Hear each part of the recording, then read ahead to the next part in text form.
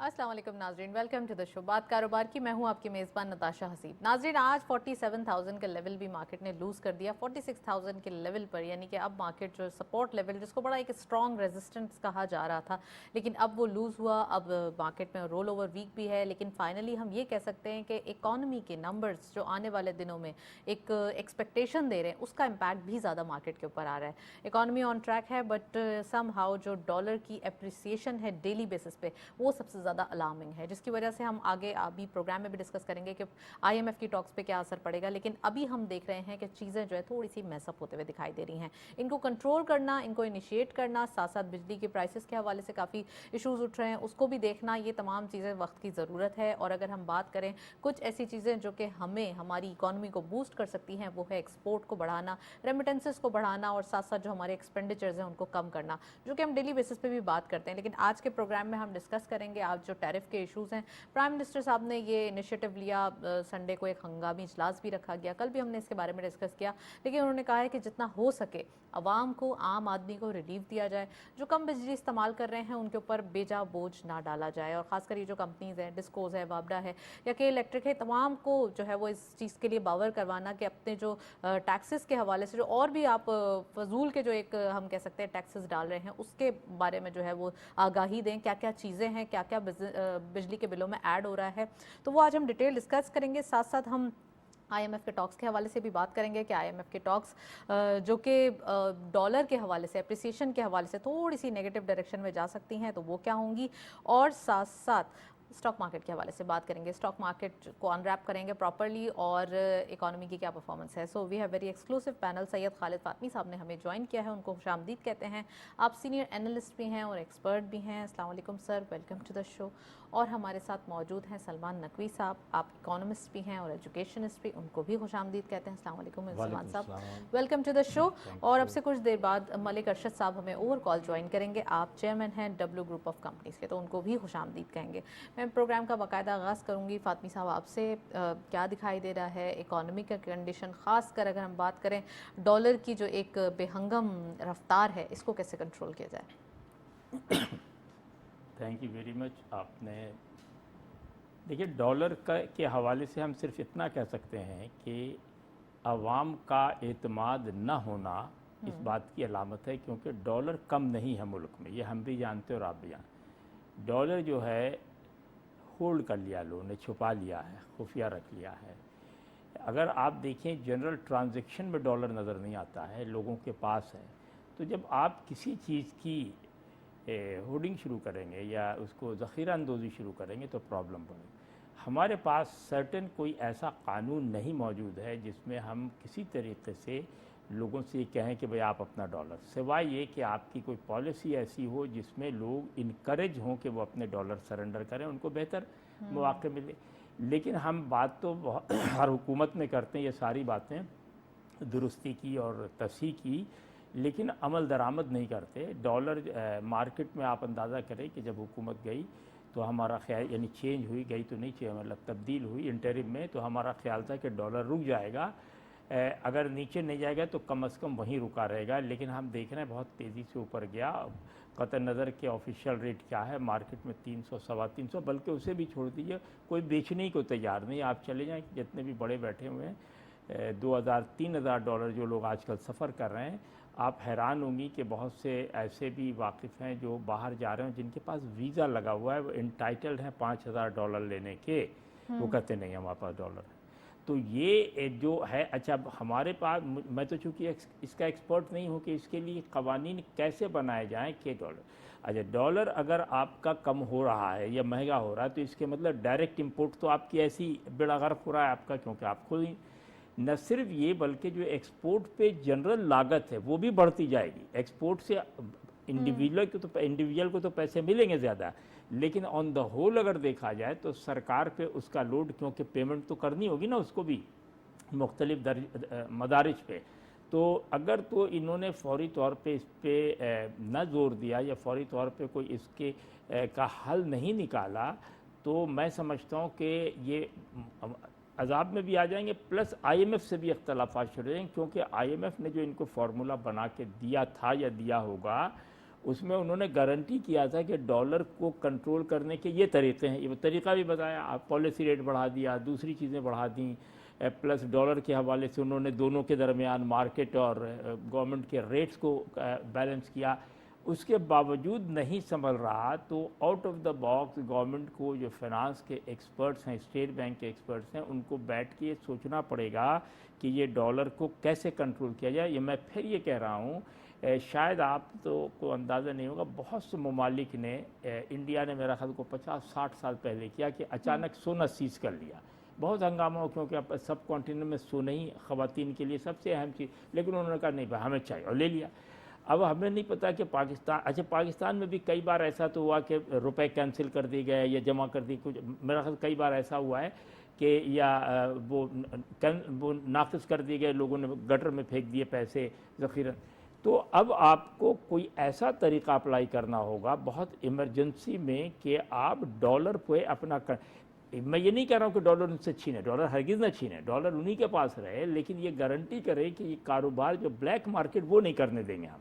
अच्छा, इसमें दूसरी अहम बात ये है कि जो ब्लैक मार्केट वो कर रहे हैं वो भी आप ही के लोग, मतलब हम किसी को बेच रहे हैं ना, और वो महंगा खरीद रहा बेच रहा, उस पर भी कोई कंट्रोल नहीं है। चलें, फातमी साहब का कमेंट आ गया, मैं सलमान साहब से पूछूंगी। सलमान साहब, एक थोड़ा सा हमें टेक्निकल टर्म्स में बताइए कि ये जो इकॉनमी की हालत है, इट्स नॉट अबाउट कि आप कहें बहुत बुरी हालत हो गई, नहीं, ये एक छोटा सा एक इशू है जिसको टैकल किया जा सकता है। ग्रे मार्केट और ओपन मार्केट का जो गैप है उसको थोड़ा सा वाजे देखा जा सकता है। तो IMF की ये कंडीशनैलिटी थी कि ओपन मार्केट और इंटर बैंक का रेट काफ़ी हद तक इसका गैप कम होना चाहिए। आप क्या समझते हैं कि ये गवर्नमेंट जब से इंटरिम सेटअप आया है कुछ ना कुछ चीज़ें बेहतर करने की, SIFC के प्लेटफॉर्म से काफ़ी चीज़ों को टेकअप किया जा रहा है, तो ये भी टेकअप किया जा सकता है? क्या सोल्यूशन है इसका, प्लीज़ ज़रा बताइए। बिस्मिल्लाहिर्रहमानिर्रहीम। जहाँ तक मौजूदा केयर टेकर गवर्नमेंट का ताल्लुक़ है, मैं बड़ा कॉन्फिडेंस से कह सकता हूँ कि इतने एजुकेटेड, तजर्बेकार, प्रोफेशनल लोग ना पिछली गवर्नमेंट में ना उससे पिछली गवर्नमेंट में थे, और इनसे बड़ी उम्मीदें वाबस्ता हैं, और यकीनन इनकी नज़रें इकनॉमी पर होंगी, इशूज़ पर होंगी, इसके हल के लिए ये बेहतरीन इक़दाम सोच रहे होंगे और करेंगे, हमें पूरा यकीन है। जहाँ तक प्रॉब्लम का ताल्लुक़ है, इशू डॉलर हमारा अब से नहीं, शुरू से ही मेन मसला डॉलर ही रहा है। हमारा मुल्क इंपोर्ट ओरिएंटेड कंट्री है। हमने कई दफ़ा इस बात पर आपसे डिस्कस किया, कई प्रोग्राम्स में हमने इस बात को इसको हमने डिस्कस किया कि हमारे मुल्क की मेजर इशू क्या, हम इंपोर्ट ओरिएंटेड कंट्री हैं। हमारे मुल्क में जो भी चीज़ बनती है वो इंपोर्ट करने के बाद बनाई जाती है, और एक्सपोर्ट भी जो हम करते हैं वो री एक्सपोर्ट करते हैं इंपोर्ट करने के बाद। तो लिहाजा डॉलर पे डिपेंडेंसी हमारी हद से ज़्यादा है। डॉलर अभी मौजूदा सूरत हाल में देखते हुए IMF की कंडीशन है कि 1.25% से ज़्यादा गैप जो है between inter bank market and open market में नहीं होना चाहिए। 5 दिन के बाद इसको लाजमी बराबर होना चाहिए, कम से कम 1.25% से ज़्यादा नहीं होना चाहिए, जो ज़्यादा ही चल रहा है। ये एक कंसर्न है, और इसमें इसका मतलब ये होता है कि अगर ओपन मार्केट में रेट बढ़ता है तो इंटर बैंक को भी वो रेट बढ़ाना पड़ेगा जो ऑफिशियल रेट माना जाता है। डॉलर्स की शॉर्टेज है, इसको अगर हमें करना है, और मैं समझता हूँ मौजूदा हुकूमत इस पर यकीनन कंसंट्रेट भी कर रही होगी, हमें फौरी तौर पे जितनी भी ऐसी इंपोर्ट्स हैं जो किसी काम की नहीं है, जो फजूल इंपोर्ट्स हैं, उन पे हमें कंट्रोल करना होगा। इसके साथ साथ जो है डॉलर होर्डिंग, जैसे कि अभी सर ने भी कहा है, इसके ऐसे कवानीन वज़ा करने चाहिए या होंगे, उसके ऊपर अमल दरामद होना चाहिए। एक्सपोर्टर्स जब हमारे यहाँ से तमाम सहूलतें लेने के बाद जब एक्सपोर्ट करते हैं, जो डॉलर में प्रॉफिट होता है वो पाकिस्तान नहीं ला रहे हैं, ये हमारी इत्तला है, हमने चैनल्स पे सुना है। ये बड़ी ज़्यादती है, नाइंसाफ़ी है कि आपने पाकिस्तान से तमाम सहूलतें ली, टर्फ और तमाम फैसिलिटीज़ लेने के बाद, और उसके बाद आप ये इसलिए कर रहे हैं कि वो डॉलर महंगे दामों पे आप लाके बेचना चाहते हैं, वो नहीं लाते हैं। इस पर मैं समझता हूँ स्टेट बैंक के पास कानून मौजूद है, अगर ऐसा है वो तो 90 दिन के अंदर वाला, 90 दिन के अंदर लाना चाहिए। जी हाँ, ऐसे कवानीन मौजूद हैं, और स्टेट बैंक को चाहिए कि इस पर वो एक्शन ले, इस पर अमल करे, और ऐसे लोगों को जो है, ताकि हमारे यहाँ जो है ये डॉलर की है। उसके बाद सबसे बड़ा जो इशू है वो स्मगलिंग है। अफगान ट्रांजिट और ईरान के बॉर्डर पे जो है बेतहाशा स्मगलिंग होती है, और सारी पेमेंट डॉलर्स में करी जाती है, और यकीनन वो डॉलर्स जो हैं ओपन मार्केट से ही ख़रीदे जाते हैं।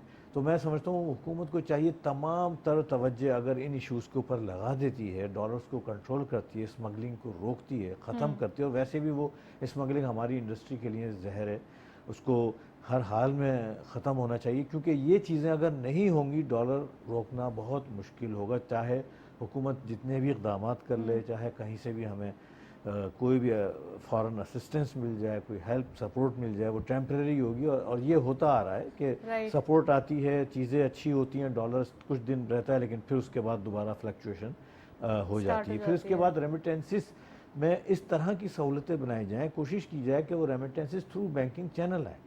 अफसोस के साथ ये कहना चाहता है ऑपरेशन हो, बैंकिंग चैनल हो, तो वो रिकॉर्ड में भी आती हैं और मुल्क को फ़ायदा होता है। जबकि वो मेजॉरिटी ऑफ दी जो हमारा रेमिटेंसेस भेजने वाले हैं, उनकी कोशिश है कि वो ओपन मार्केट में जाए, क्योंकि गैप उनको रेट बहुत अच्छा मिल रहा है, बहुत प्रॉफिटेबल रेट उनको जो है वो मिल रहा होता है।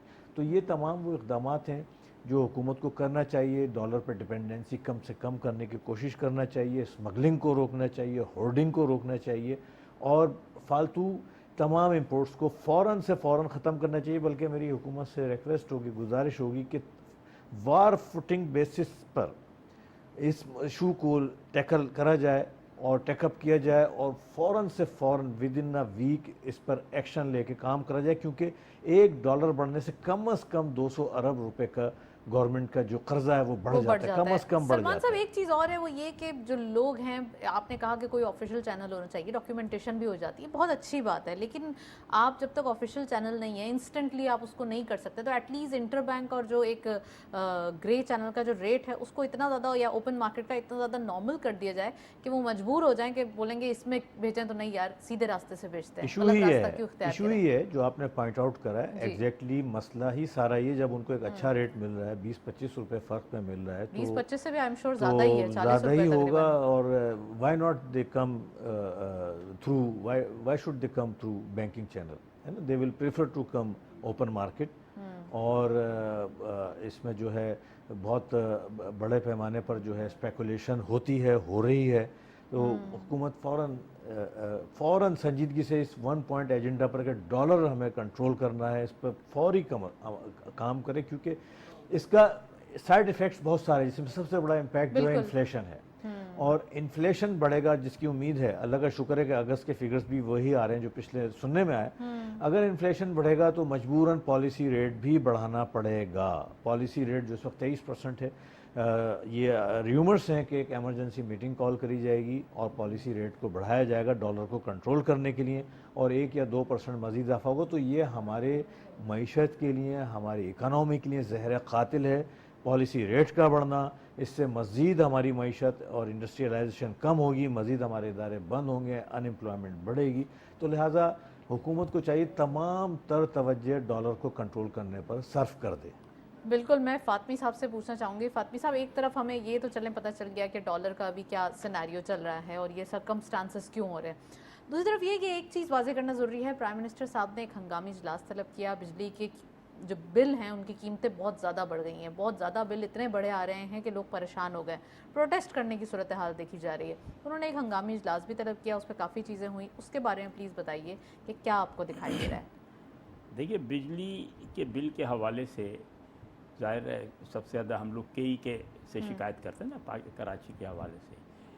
बहुत ज़माने से बहुत से लोगों ने हुकूमत से ये दरख्वास्त की थी कि कोई सी भी कंपनी या जो प्रोफेशन है उसमें सोलो न रखें, यानी एक को न रखें, बल्कि कोशिश ये करें कि कॉम्पिटिटर हर वक्त मौजूद हो, ताकि अपने अपने हिसाब से काम कर सके। वो हमारे यहाँ नहीं हुआ। तो वापडा और डिस्कोस को भी ले लेना। नहीं, वापडा तो पूरा पाकिस्तान की बात लेकिन यहाँ तो यही लेके दे रहे हैं ना, हमारे तो कई से वास्ता है ना, वापडा से तो हमारा कोई लेना देना नहीं। हाँ बिल्कुल नहीं, टेक्निकली कोई ले, वापडा तो कोई मेजर है ऊपर से। दूसरी अहम बात यह है कि ये जो टैक्सेस लगाते हैं, आज तक किसी ने नहीं पूछा, ये इसमें नहीं है, गैस में भी है, वाटर में, सब में है, जो टैक्सेस, बिजली में सबसे ज़्यादा जो टैक्सेस लगाते हैं, अगर आप कभी पढ़ेंगे तो बहुत देर तक हंसती रहेंगी कि बहुत से टैक्सेस है। जब फ़र्ज़ किए से फॉर एग्जांपल तूफ़ान आया तो उसका टैक्स लगा, तो जब तूफ़ान ख़त्म होगी तो अगले साल टैक्स भी ख़त्म है, वो टैक्स। फ़र्ज़ कीजिए कि मशरक़ी पाकिस्तान अलग हो गया, उसका टैक्स है, वो भी टैक्स है। अगर आप पढ़ेंगे बाज़ वक्त तो मतलब आपके समझ में नहीं आएगा, इतना बेसरोपा टैक्स है। मैंने कहा टैक्स ज़रूर लगाएं एक बार, यानी लेकिन वो टैक्स लगाएं जो इस वक्त आप जिससे गुजर रहे हैं, जो माजी में बाप दादा के ज़माने का टैक्स, वो ख़त्म कर दें उसकी। दूसरी अहम बात यह है जो सबसे ख़तरनाक मेरे नज़दीक है, वो इंटरनल थेफ्ट है, जो सबसे अलार्मिंग है, जो अरबों में होती है, ये जिसकी 2 अरब 3 अरब की फिगर आती है कि लाइन लॉसेस और हुक्स जो अच्छा, करते सवाल ये है कि ये बात तय है कि केई की बिजली मैं चोरी नहीं कर सकता, मुझे तार ही का नहीं पता, तो चोरी कहाँ से? तो चोरी आप पूछूंगा ना भाई कैसे करना है, तो कौन गाइड करेगा चोरी करने के लिए? अब ये आपको कहीं जाने में फिर बुरा मान जाते हैं लोग, कहीं निकले सड़क पे हर कुंडा लगा हुआ, नीचे दुकान चल रही है, समोसे बन रहे हैं, फ्राइज़ बन रहे, तो सवाल ये कि मुझे नज़र आ रहा वालों, तो आप पहले चेक करें कि थेफ्ट रोकने के लिए आवाम को न, उन्होंने बहुत आसान तरीक़ा ये निकाला जो कि जिन इलाकों से बिजली चोरी हो रही उन इलाकों में हम लोड शेडिंग बढ़ा देंगे और बिल बढ़ा देंगे। ये हल नहीं है। मतलब फ़र्ज़ कीजिए कि मेरे महल्ले में 10 आदमी चोरी कर रहे हैं बिजली, तो सज़ा 100 आदमी को भुगते हैं उसकी, आप 10 आदमी को रोक। तो इंटरनल थेफ्ट आपका सबसे बड़ा मसला है, प्लस जो इनकी वर्किंग है वो बहुत कमज़ोर है, सर्विस कमज़ोर है और टैक्सेस बेपनाह है, प्लस जो जिस पे बहुत शोर हो रहा, मुझे नहीं पता कि इस प्लेटफॉर्म पे क्या नहीं चाहिए, जो बहुत सारी आसानियां हम उम्रा को दे रहे हैं, उन आसानियों को अब हमें ज़रूरत इस बात की कि ख़त्म करने की ज़रूरत है। और हमें ये बताना चाहिए, देखिए इसका बहुत आसान सा फार्मूला है, आसान सा एक फार्मूला बनाने कि 1948 में क्या फार्मूला था हमारे पास, 55 में क्या था, 60 में 70, और वो आप तय करें कि जो 1970 से पहले जो फार्मूला आपने रखा था आसानियाँ मराहत देने के, उसी फार्मूले के आप अप्लाई कर दें तो बिजली तो आपकी ऐसी फारिग हो जाएगी। आप वेस्टेज आप देखें ना कितनी हो रही है पूरे मुल्क में, एक तरफ पूरे महल्ले में बिजली जितने यूनिट जल रही है, एक तरफ 2 मकानों में जल रही, 4 मकानों में जल रही, एक गली में, तो कैसे चलेगा काम? आप बताइए, बेईमानी से तो नहीं चलता है ना दुनिया में काम, चाहे मैं करूं चाहे आप करें, इससे बहस नहीं। अब बिजली का मसला अब हो सकता है अभी बहुत, अब मुझे पता है कि आज प्राइम मिनिस्टर साहब ने किया, लेकिन ये यकीन करें कि ज़्यादा से ज़्यादा ये 2-4 दिन ये गर्मा गर्मी चलेगी और फिर मामला अपनी जगह ठप हो जाएगा। परमानेंट सोल्यूशन चाहिए, परमानेंट सोल्यूशन। परमानेंट सोल्यूशन आप नहीं करेंगे, बिजली की थेफ्ट रोके, सख्त सजाएं दे। अजय सुनिए है क्या, मैं बिजली चोरी कर रहा हूँ, सज़ा मुझे मिल रही है ना जी। नहीं, मुझे नहीं मिलनी चाहिए, मुझे मिलनी ही नहीं चाहिए, क्योंकि मैंने तार किससे तार मेरे तो घर में है ही नहीं है, तार आपने दिया, लगाया आपने, मैं तो सिर्फ जिम्मेदार हूँ कि आपको बिजली के लिए कहा। देखिए सज़ा मुझे ये क्या बात हुई है वैसे अजीब सी? ऑफकोर्स, अरे यही बात हुई। आप जाके वेस्ट का कानून पढ़े ना, हम थोड़े देखें ना, मैंने अपने घर में खुद तो तार नहीं लगाया, ये हमें तो पता ही नहीं बिजली की, अल्लीबे का नहीं पता, किसी से कहा है उसने लगाया। थेफ्ट मैं कर रहा हूँ, मैं तो जिम्मेदार हूँ, चोर हूँ, लेकिन आप उसको सज़ा नहीं दे रहे हैं जो असल प्रोवाइडर है चोरी का, आप सज़ा उसको दे रहे हैं जो उसका बेनिफिट ले रहा ना। ये देखिए, ये मैं छोटी सी, अगर आप इजाज़त दें 1 मिनट की, मैं हालांकि इसका कोई ताल्लुक़ नहीं, मैं जब अमेरिका में था तो सारे वहाँ शराब खाने आम सी बात है, तो वो हर वक्त पर जो आप कोई शराब पी रहे हैं वो खड़े रहते हैं, अगर वो बाहर निकला नहीं जाने दो, कहते नहीं टैक्सी कीजिए होते आपने, या कहते हैं अब और नहीं देंगे आपको। मैंने पूछा भाई तुम्हें क्या परिचय, उन्होंने कहा जनाब अगर इसने एक्सीडेंट किया लाइसेंस मेरा कैंसिल होगा, मेरा शराब खाना बंद हो जाएगा, कारोबार। मैंने कहा भाई वो एक्सीडेंट करेगा आप? उन्होंने कहा जी हाँ, क्योंकि हम प्रोवाइडर हैं। तो आपको कानून बहुत सारी चीज़ें पैदा करनी पड़ेगी। राइट, चलें जी, इम्प्लीमेंटेशन के हवाले से भी बात करेंगे। मैं सलमान साहब से अगेन इसी की एक एनालिटिकल व्यू पूछना चाहूँगी कि प्राइम मिनिस्टर साहब ने ये इनिशिएटिव लिया है कि जो एक बिजली के बिल हैं उनमें इजाफा इतना ज़्यादा क्यों हो रहा है, वजूहात क्या हैं? ये सबके ऊपर वाज़ेह है कि पेट्रोलियम प्राइसेस इसलिए बढ़ रहे हैं कि डॉलर बढ़ रहा है लोकल मार्केट में, और ये भी वाज़ेह है कि बिजली के प्राइसेस भी इसीलिए बढ़ रहे हैं, लेकिन फिर भी आम लोग इस चीज़ को समझने से कासिर होते हैं, वो प्रोटेस्ट करते हैं, वो सवाल करते हैं। इसके ऊपर भी बताइए, और थोड़ा सा ये कि जो इनिशिएटिव लिया जा रहा है वो कितना ज़्यादा आपको अच्छा आते हुए दिखाई दे रहा है? देखिए, हमारी मईशत का एक बुनियादी जो फॉल्ट कह सकते हैं आप, या जो हमेशा से होता आ रहा है और हो रहा है, मेजर रेवेन्यू जनरेशन की जो ज़राए हैं वो बिजली का बिल है, पेट्रोल है, गैस है, या कॉरपोरेट सेक्टर है। यानी हर वो एरिया जो आवाम से बराह रास्त मुंसलिक है, या प्रोडक्शन से मुंसलिक है, या इंडस्ट्रियलाइजेशन से मुंसलिक है, उसके ऊपर बेतहाशा टैक्सेस लगाए जाते हैं, ताकि गवर्नमेंट को रेवेन्यू मिले अपनी हुकूमत अपने गवर्नमेंट को चलाने के लिए। तो इलेक्ट्रिसिटी का यहाँ ताल्लुक़ है 40% से लेकर 50% तक एक बिल पर जो बिल होता है उसमें टैक्सेस का हिस्सा होता है। यही सूरत हाल गैस की है, यही सूरत हाल आलमोस्ट पेट्रोल की है। तो अब बताएं, ये एक बड़ी बजाय इसके हम उन अनटैक्स सेक्टर्स, बहुत से अनटैक्स सेक्टर्स हैं, बहुत से तबकात ऐसे हैं जिनको टैक्सेस नहीं लगाए जाते, मराहत दी जाती हैं, हम उन्हें छोड़ के और उसके बाद एक ही जगह मुसलसल हम टैक्सेस लगा रहे हैं, जो एक मैं समझता हूँ ह्यूमैनिटेरियन इशू भी है, आवाम के साथ नाइंसाफ़ी है ही है, मुल्क के साथ मईशत के साथ एक बहुत बड़ी नाइंसाफ़ी और ज़्यादती है। और मईशत, ऐसी मईशत वो किस तरह से परवान चढ़ेगी जहाँ पे सिर्फ इलेक्ट्रिसिटी का बिल ही जो है आप मीट आउट नहीं कर सकते। किस तरह हमारे एक्सपोर्टर्स compete करेंगे इंटरनेशनल मार्केट में, किस तरह हमारे कारोबार चल सकता है जब इतने 50 रुपये मिनिमम अभी पर यूनिट कॉस्ट है, जो शायद कमर्शियल यूनिट जो कमर्शलाइज जो इंडस्ट्रीज़ होती है शायद वो 70-80 रुपये तक शायद उनकी कॉस्ट चलेगी, हो सकता है ये बढ़ के 100 रुपये तक चली जाए। तो वो क्या कारोबार करेंगे, क्या कमाएंगे, क्या खाएंगे, क्या वो बचा सकते हैं। तो एक तो ये टैक्सेस ख़त्म किए जाएँ, ज़ाहिर है जब टैक्सेस ख़त्म किए जाएंगे और ऐसे ही होगा तो इनको कंप्लीट उनका टारगेट तो पूरा करना है, IMF की कंडीशन है। तो लिहाजा अनटैक्स सेक्टर को जो बरसों से फल फूल रहे हैं और अच्छे प्रॉफिट कमा रहे हैं, property sector, agriculture sector, retailer sector. अच्छा, प्रॉपर्टी सेक्टर को थोड़ा सा आपने गुफ्तगू शुरू ही कर दी है तो मैं पूछती चलूँ कि तो इसको कोशिश तो की जाती है, प्रॉपर्टी सेक्टर के अंदर कुछ ना कुछ कोशिश तो की जाती है, नहीं तो आप जब कोई नॉन टैक्स यानी कि नॉन फाइलर जो है जब वो बेचने जाता है तो उसको थोड़ा सा एक्स्ट्रा बढ़ा के दे दिया जाता है। तो ये सही सोल्यूशन है या उसको 100% अमाउंट देना चाहिए?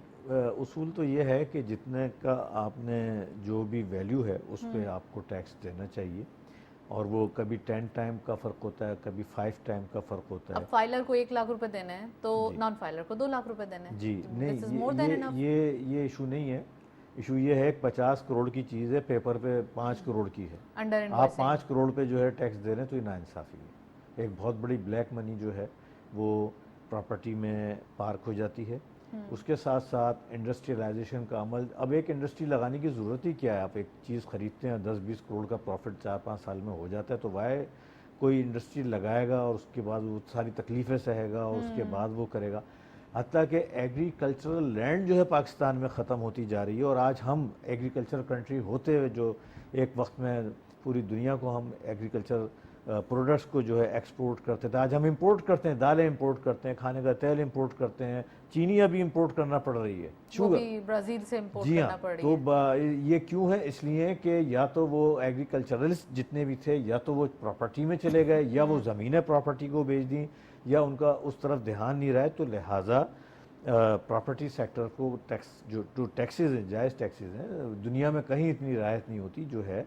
और एक बहुत बड़ा फंड, एक बहुत बड़ी पाकिस्तान की इनकम जो है वो अनप्रोडक्टिव सेक्टर में जाके ब्लॉक हो गई है, जो अगर वही पैसा इंडस्ट्री में लगे और डेवलपमेंट में लगे तो मुल्क कितनी तरक्की कर सकता है। तो इसलिए यहाँ पर इसको रैशनलाइज करना चाहिए। इनकम पे भी सवाल होना चाहिए कि क्यों इतना ज़्यादा ये लोग पार्क करके खामोशी से सालों के लिए रख देते हैं और फिर उसके बाद टैक्सेस नहीं है। सिंपल इज डेट, इसका सिंपल आंसर है, कोई टैक्सेस नहीं है। बेचते हैं तो वाइट हो जाते हैं पैसे, तो ये इस पे होना चाहिए। और इसके साथ साथ जो है रिटेलर्स पे जो है टैक्सेस, हर दुकानदार जो है वो शायद लाखों की सेल्स है और शायद कोई टैक्स वो नहीं देता, इनकम टैक्स नहीं देता। कितनी ज़्यादती नाइंसाफ़ी है। फिर इलेक्ट्रिसिटी की बात आ रही है, हमारा शायद दुनिया का वाहिद मुल्क, कराची शायद दुनिया का वाहिद शहर होगा जहाँ पे मार्केटें खुलती ही दोपहर के 1-2 बजे हैं और बंद होती हैं रात के 1 बजे। पूरी दुनिया में मैंने तो जहाँ भी मैं गया हूँ मैंने देखा है कि मैक्सिमम 8 बजे तक तमाम दुकानें बंद हो जाती हैं और सुबह 8 बजे खुल जाती हैं। दिन की रोशनी को अवेल करते हैं। हमारे यहाँ 365 में से 360 दिन सूरज हमें मिलता है और हम रात के 2-2 बजे तक लाइटें खोल के मार्केटों में बिजली ज़ाया कर रहे हैं। एक्सपेंसिव बिजली बनाते हैं, एक तो महंगे तरीन फ्यूल से बिजली बनाते हैं एक, और फिर रात के 2-2 बजे तक उसको इस्तेमाल करते हैं दो बड़ी खामियाँ। इन पे पाबंदी लगनी चाहिए। जितनी भी मार्केटें बाजार हैं मैक्सिमम 8 बजे तक बंद होनी चाहिए। सुबह 8 बजे खुलें, 10 बजे खुलें, दिन की रोशनी को मैक्सिमम यूटिलाइज करना चाहिए। अल्लाह ताला ने हमें इतनी अपॉर्चुनिटी दी है। हमारे पास 800 किलोमीटर लंबा साहिल है, विंड हमारे पास मौजूद है, हम विंड से एनर्जी बना सकते हैं, विंड एनर्जी बन सकती है, ऑप्शंस हमारा बहुत है, सोलर बस एनर्जी बन विल की सकती कमी है। विल अगर हमारा हो जाए तो एटॉमिक एनर्जी बन सकती है। कितनी एनर्जीज की किस्में हैं, हाइडल एनर्जी, पानी अल्लाह ताला ने बेतहाशा, अभी हम पानी, आधा पानी समंदर में फेंकते हैं। अफसोस का मकाम है, इंतहाई कीमती पानी जिससे इतनी ज़मीनें हमारे पास पड़ी हैं, सब के सब सैराब हो सकती हैं। एग्रीकल्चर हम प्रोडक्ट्स उसमें बना सकते हैं, उसको स्टोर करके बिजली बना सकते हैं, और हम वो जो है समंदर में फेंक देते हैं। तो ये वो सारी चीज़ें हम करें, ये कोई मसले नहीं है हमारे। हमें ना एनर्जी का कोई क्राइसिस आ सकता है, ना डॉलर का कोई क्राइसिस आ सकता है। हमारा मुल्क बहुत तरक्की कर सकता है, मगर ये बुनियादी इशूज़ हैं, इस पर अमल होना चाहिए।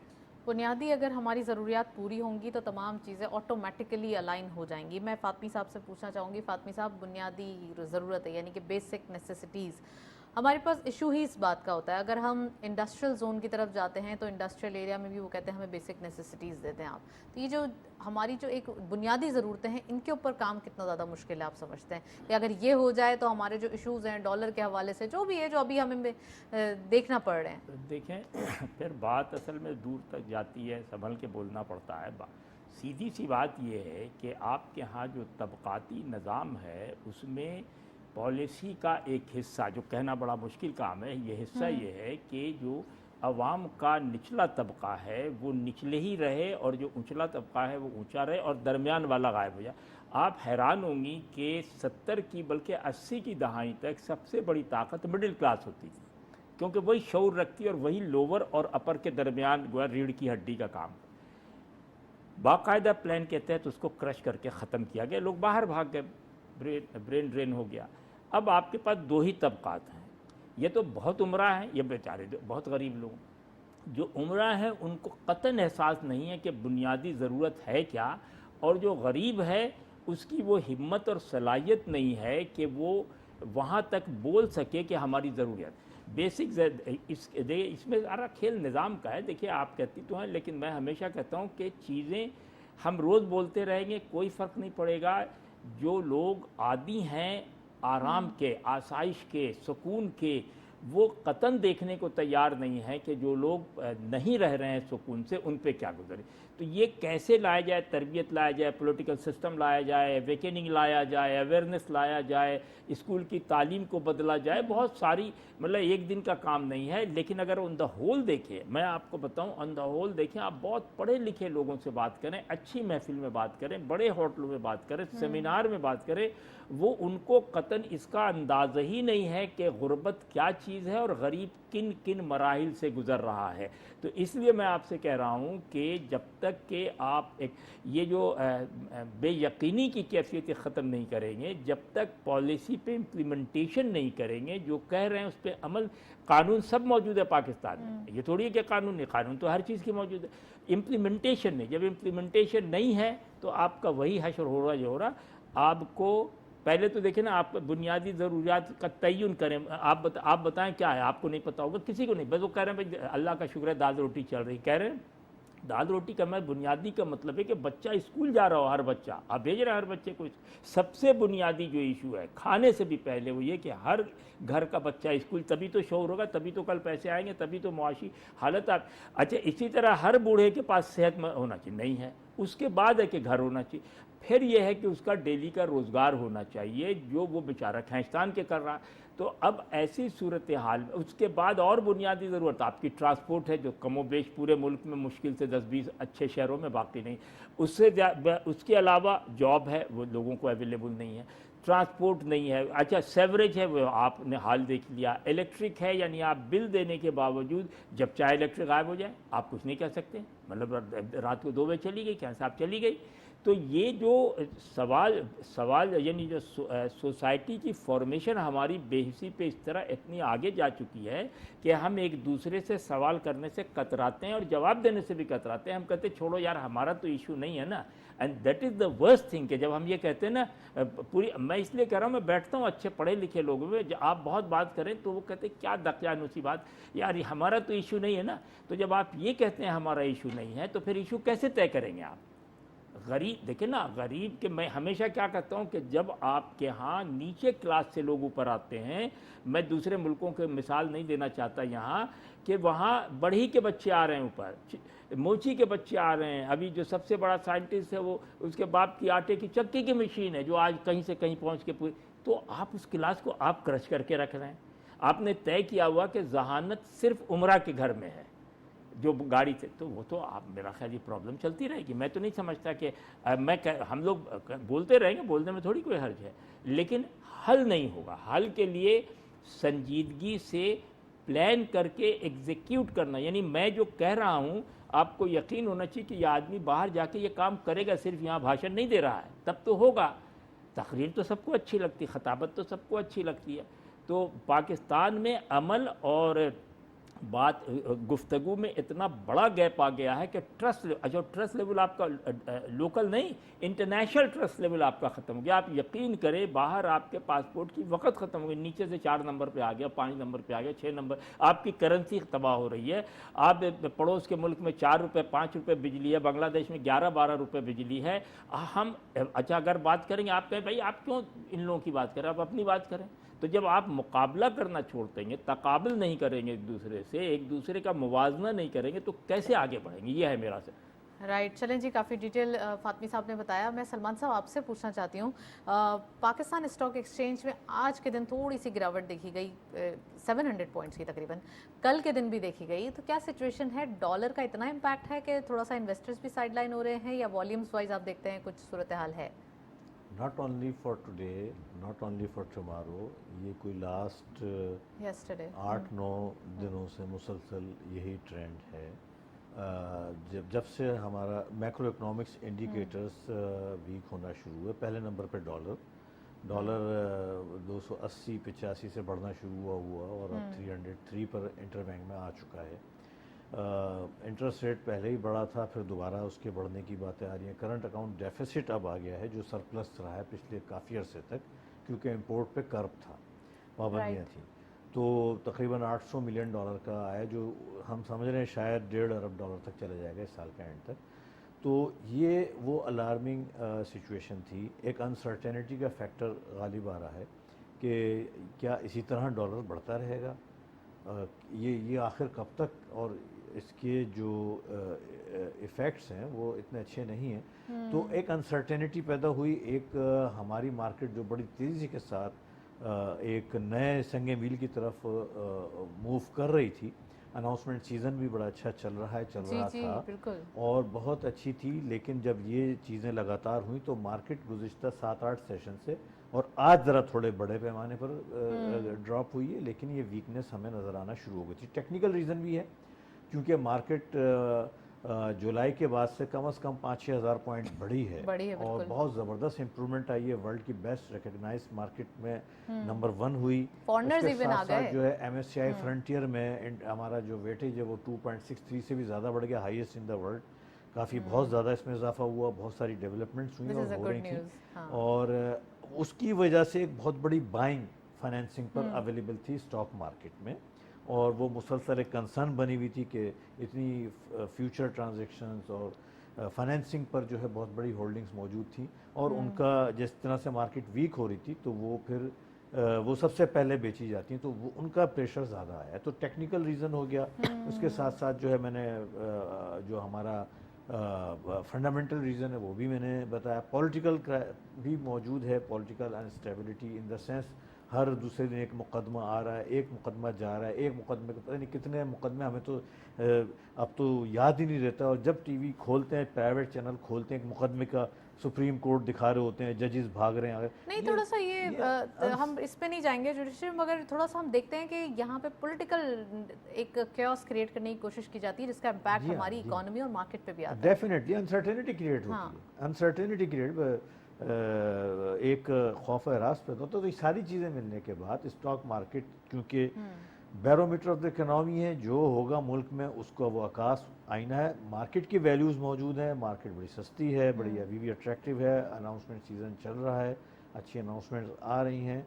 मैं समझता हूँ कि अगर कुछ मैक्रो इकोनॉमिक्स इंडिकेटर्स को कंट्रोल करा जाए तो मार्केट जो है वो वंस अगेन अपनी राइट को जो है बहाल करेगी। LSM के नंबर्स भी थोड़े से वीक आए हैं इस बार, दिस इज जी वो आल्सो इम्पोर्ट बंद है, उसका टेक्निकल रीज़न मौजूद है क्योंकि इम्पोर्ट पे कर्व रहा है, और जब इम्पोर्ट ही आप नहीं कर सकते हैं तो लार्ज स्केल मैन्युफैक्चरिंग तो यकीनन रिड्यूस होगी। और ऐसे IMF की कंडीशनैलिटी थी, अब तो तमाम चीजें, तमाम बैरियर्स हटा दिए गए हैं, अब जी आप क्या स्लोली समझते हैं? ग्रेजुअली हो रहा है, ये ऐसे नहीं हो रहा है, और बड़े महंगे डॉलर पे हो रहा है। इम्पैक्ट तो बहरहाल है, और इसकी वजह से लार्ज स्केल मैन्युफैक्चरिंग जो है वो बड़ी हर्ट हुई है, और अब वो कर्व्स हटते जाएंगे, कुछ कंट्रोल हटते जाएंगे। सलमान साहब, लेकिन बिजनेस कम्युनिटी की क्या डिमांड होती है? क्या डॉलर की स्टेबिलिटी की डिमांड होती है, या फिर वो चाहते हैं कि डॉलर की जो एक डेप्रिसिएशन है वो कंटिन्यूस होती रहे? बिजनेस कम्युनिटी एक लॉन्ग रन मुस्तकिल पॉलिसी चाहते हैं जो कई सालों पर मुहित हो, उसमें कोई तब्दीली नहीं की जाए, उसको कोई छुआ नहीं जाए, कोई चार्टर्ड ऑफ इकोनॉमी साइन हो जाए कि भाई ठीक है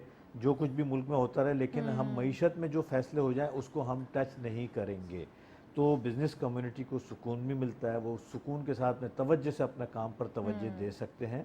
सबसे ज़्यादा इस वक्त जो मसला है वो डॉलर से, मैंने पहले ही बता दिया, बार बार कह रहा हूँ। ज़ाहिर है एक डॉलर का रेट सेटल नहीं है, तो इम्पोर्टर्स किस तरीके से इंपोर्ट करे, उसको पता ही नहीं कल डॉलर की क्या वैल्यू होगी, या एक्सपोर्टर जो है वो अपनी किस टर्म्स एंड कंडीशन पे सौदा करे, उसको पता नहीं हमारे मुल्क में कल डॉलर किस तरह अवेलेबल होगा नहीं होगा। तो सारी चीज़ों का इम्पेक्ट होता है, अनसर्टेनिटी का फैक्टर है जिसकी वजह से मईशत में हमें गिरावट नज़र आ रही है। वेल, आपने भी बड़ा सही टेक्निकली जो एक प्रॉब्लम्स हैं वो हाईलाइट की। मैं फातमी साहब से अगेन पूछना चाहती हूँ, फातमी साहब, मुल्क और हालात को देखते हुए तमाम मुल्कों के अंदर ये वक्त आता है, कोई ना कोई इश्यूज़ आ जाते हैं, कभी फ्लड आ जाता है, कोई मसाइल हो जाते हैं, लेकिन उनके हालात में सबको एक होकर मेहनत करने की और अपने मुल्क के साथ वफादारी करने की ज़रूरत होती है। आप क्या समझते हैं, थोड़ा सा अगर हम अभी यही सिचुएशन देखें कि हमारे मुल्क में फ़्लड आया था last year, worst flood ever हमने विटनेस किया, उसके बावजूद क्या होता है कि जो ओवरसीज़ पाकिस्तानीज़ हैं, अब जो वो देख रहे हैं कि हमारे मुल्क के हालात ऐसे हैं, तो वो एक प्रॉपर चैनल के थ्रू भेज सकते हैं। वो अपना फ़ायदा ग्रे चैनल्स में या फिर किसी तरीके से वो डेंट करने के लिए क्यों यूज़ करते हैं? ये भी तो देखें आप, कोई सही इकदाम आप खुद से भी तो उठा सकते हैं, ज़रूरी नहीं कि आप सामने वाले का वेट करें कि सामने वाला करेगा तो मैं उठाऊँगा। देखिए, आपने बल्कि अक्सर आप प्रोग्राम में कहती हैं कि मुल्क से वफादारी, मुल्क से हर आदमी वफादार होता है। ये बिल्कुल ऐसा ही है जैसे अक्सर फिल्मों में कहते हैं कि आप माँ से मोहब्बत करते हैं, तो वो कहते हैं जो नहीं करते हैं वो भी करते हैं। तो ये मुल्क जो है ना, ये माँ की तरह है, समझ। तो ये बात मैं कभी किसी से एग्री नहीं करता हूँ कि कोई आदमी मुल्क दुश्मन होता है। इख्तलाफात होते हैं, आपस की दुश्मनियाँ होती हैं, सियासी मजहबी तफरक़े होते हैं, बहुत एक मुआशी झगड़े होते हैं, लेकिन मुल्क से कोई आदमी नफ़रत नहीं करता, चाहे वो किसी किसी। ये मेरा ईमान है कि 100%। अब रहा ये कि इन्वायरमेंट, सवाल ये पैदा होता है कि आपके जो लोग बाहर हैं वो इसी मुल्क से गए हैं, ये वही लोग हैं जो यहाँ पार्किंग गलत करते हैं, ये वही लोग हैं जो यहाँ सिग्नल तोड़ते हैं, ये वही लोग हैं जो यहाँ क्यू लाइन में नहीं खड़े होते। आप क्यों चाहती हैं कि ये जाके हाँ, उनकी नेक्स्ट जनरेशन तब्दील हो जाएगी। मैं 20, 25, 30 साल बाहर रहा और कई मुल्कों में रहा। देखिए, होता यह है, जो पहली जनरेशन हमारी जाती है वो हम अपने जीन्स लेके जाते हैं, अपना DNA लेके जाते हैं। फ़र्क सिर्फ इतना है कि वहाँ के कवानीन ऐसे कि हम फंसे रहते हैं। हमें अगर वहाँ छुट्टी मिल जाए तो हम इससे ज़्यादा बदमाशी करेंगे, वहाँ ज़्यादा गड़बड़ करेंगे, ज़्यादा लाकानूनियत करेंगे, लेकिन उनके अपने सिस्टम इतने मजबूत। मैं बार बार कहता हूँ कि मुल्क जो है आदमी पे नहीं चलता, न हुकूमत पे चलता है, न सियासतदानों पे चलता, न फौज पे चलता। मुल्क चलता है सिस्टम पे। आप जब हम देखें ना, हम कुरान को सबसे आला किताब इसलिए कि हमारा सिस्टम है, हम उस पर अमल करते हैं, हम मजबूर हैं, हमें हुक्म है। इसी तरह कॉन्स्टिट्यूशन है कि ये सिस्टम। सर, मजबूर नहीं, हम मोहब्बत करते हैं। नहीं, यही तो मतलब मजबूर इन द सेंस कह रहा हूँ कि ये मजबूरी है कि आप माने ना माने कुफ्र में चले जाएंगे, आपको मानना ही मानना, यानी यू आर बाउंड। अगर मुसलमान ला इलाहा, मतलब खैर इसमें इस बहस में नहीं पड़ते। मैं ये कह रहा हूँ कि हम जब मुल्क में रहते हैं तो मुल्क से मोहब्बत जो है हमारा ईमान का हिस्सा, तो वो उस अच्छा जब, बल्कि मैं ये कहता हूँ कि जब हम ये कहते हैं ना कि ये मुल्क से वफादार हैं नहीं, तो सही मानों में हम क्रिएट करते हैं प्रॉब्लम खुद, कि हम शुबह शुरू कर देते। ऐसा कुछ नहीं। बाहर जो लोग हैं, बाहर नहीं, यहाँ और बाहर एक ही लोग हैं। और ये मैं बता दूँ, मैं नाम मुल्कों का नहीं लूँगी, हमसे ज़्यादा जो पूरे सेंट्रल यूरोप और ईस्टर्न यूरोप के लोग बाहर हैं, वो तो हर वक्त हुंडी तलाश करते फिरते हैं भाई कि कहाँ से 2 नंबर से पैसा जाएगा अपने मुल्क में माँ बहनों को से, क्योंकि उनकी प्रायोरिटी माँ बहन होती हैं, उनकी प्रायोरिटी बीवी बच्चे होते हैं, उनकी प्रायोरिटी मुल्क बाद में होता है। वो ये कहते हैं अगर मेरे गरीब बच्चों को 2,000 रुपया ज़्यादा मिल जाएगा तो मेरे बच्चे का दूध आ जाएगा, फूड आ जाएगा। आप ये नहीं सोच चले, बिल्कुल फिलोसफिकल आंसर हुजैफ आदमी साहब ने दिया है। मैं सलमान साहब से पूछना चाहती हूँ, सलमान साहब थोड़ा सा एक प्रॉपर चैनल के थ्रू हम अगर भेजेंगे, इट्स नॉट अबाउट कि आप सिर्फ लेबर क्लास की बात करें, आप सबकी बात कर रहे हैं, तो बहुत सारे और भी हमारी क्लास है जो वहाँ तबकात हैं जो रहते हैं और बहुत वेल ऑफ हैं, उनके बारे में प्लीज़ ज़रा एक आगाह। देखिए, बहुत अच्छा आपका सवाल है और काश हमारे जो कंसर्न लोग हैं जो इसको देख रहे हो आपके सवाल को और समझ रहे हो, ये हकीकत है कि लेबर क्लास और यही लोग भेजते हैं, जबकि शायद 80 या 90 लाख पाकिस्तानी बैरून मुल्क रहाइश पजीर हैं और बहुत अच्छे कारोबारी लोग हैं। और उसमें कुछ लोगों के, आपको शायद इस बात को सुनकर हैरत होगी कि उनके अपने जो बैंक बैलेंस है वो पाकिस्तान के रिजर्व से भी ज़्यादा हैं। ऐसे पाकिस्तानी बिजनेसमैन अमेरिका में, यूरोप में मौजूद हैं। तो हमें उसके लिए देखें थोड़ी मेहनत करनी पड़ेगी, उनको इंसेंटिव्स देना पड़ेंगे, उनके लिए प्रोडक्ट्स बनाने पड़ेंगे, उनको यहाँ बहुत अच्छी हमें एग्रीकल्चर, हमारे पास हम अपॉर्चुनिटी हम उन्हें दें कि अगर वो इन्वेस्ट करते हैं तो इतना रिटर्न उनको मिल सकता है, स्टॉक मार्केट में करवा सकते हैं, अच्छी प्रॉपर्टीज़ में उनको इन्वेस्ट करा सकते हैं। बहुत सारे हमारे यहाँ मिनरल्स, अभी जो एक SIF special investment facilitation council, ये बहुत अच्छा स्टेप है। और एक सॉवरियन वेलफेयर फंड, वेल्थ फंड बनाए गए, ये बड़े अच्छे स्टेप्स हैं। इनका काम ही इन्वेस्टर को अट्रैक्ट करना है और शायद कर भी रहे हैं। एग्रीकल्चर को ये जो सॉवरेन वेल्थ फंड है ये तो और भी कंट्रीज में मौजूद है, पाकिस्तान में भी थोड़ा सा देर में हुआ है, लेकिन ये बिल्कुल बहुत अच्छा इनिशिएटिव है। You are very right. ये इन्हें चाहिए कि डॉलर को बढ़ाने के लिए जो रेमिटेंसेस इतने कम तादाद में हैं उनको इंसेंटिव्स दें, उनको कन्विंस करें, उनकी मार्केटिंग करें और वो फिर यहाँ डॉलर इन्वेस्ट करें और उन्हें प्रोटेक्शन दें। ये ना हो कि कोई डॉलर यहाँ इन्वेस्ट करे उसके बाद डिविडेंड ले जाने पर पाबंदी लग जाए या डॉलर प्रॉफिट वापस ले आने पर पाबंदी लग जाए, तो वो फिर उनका कॉन्फिडेंस लेवल जो है शेक हो जाता है। तो ये इस पर मेहनत की जाए तो मैं यकीन से कह सकता हूँ जो रेमिटेंसेस इस वक्त हैं इससे कम से कम दुगनी या तिगनी रेमिटेंसेस बहुत जल्द हमें मिल सकती है। थोड़ा सा और डॉलर के हवाले से अगेन मैं पूछना चाहूँगी, आपने बॉर्डर्स का जिक्र किया था, तो अफगानिस्तान की तरफ या फिर ये जो थ्रू ग्रे चैनल्स हैं यहाँ से भी स्मगल हो जाता है जिसका एक इम्पैक्ट आ रहा है। आज की तारीख में अगर हम देखें तो डॉलर क्यों वाइप आउट हो जाता है, ये कहाँ जाता है, इसके ऊपर भी तो सवाल होता है ना। हमारे यहाँ बहुत बड़े पैमाने पर बलूचिस्तान और KPK के बॉर्डर पे स्मगलिंग होती है, अफगान ट्रांजैक्शन होती हैं। हम ईरानी ऑयल ख़रीदते हैं, डीज़ल ख़रीदते हैं, सारी पेमेंट डॉलर में ही होती है, पाकिस्तान रुपये में नहीं होती। और एक तो ये इस तरीके से जो है बहुत बड़ी तादाद में डॉलर जो है वो चला जाता है। फिर जब अफ़गानिस्तान में वॉर की सिचुएशन थी, क्राइसिस था, वहाँ पर डॉलर की बड़ी ज़रूरत होती थी, पाकिस्तान से जाता था, बेतहाशा गया और जा रहा है। और भी बहुत सारे चैनल्स होंगे इस पर। अब जो इदारे जो इसको लुक आफ्टर करते हैं, जिनकी जिम्मेदारी है, उनका फ़र्ज़ बनता है इस पर रिसर्च करें, इस पर मेहनत करें। सबसे पहले अपना मुल्क होना चाहिए, अपने मुल्क के हालात मेहनत करें, इस पर फ़र्ज़, उनका फ़र्ज़ बनता है। और किसी तरीके से भी अगर ये वो बुनियादी चैनल है, जब तक ये एक चैनल कंट्रोल में नहीं आएगा हमारे डॉलर का रेट कंट्रोल होना मुश्किल होगा।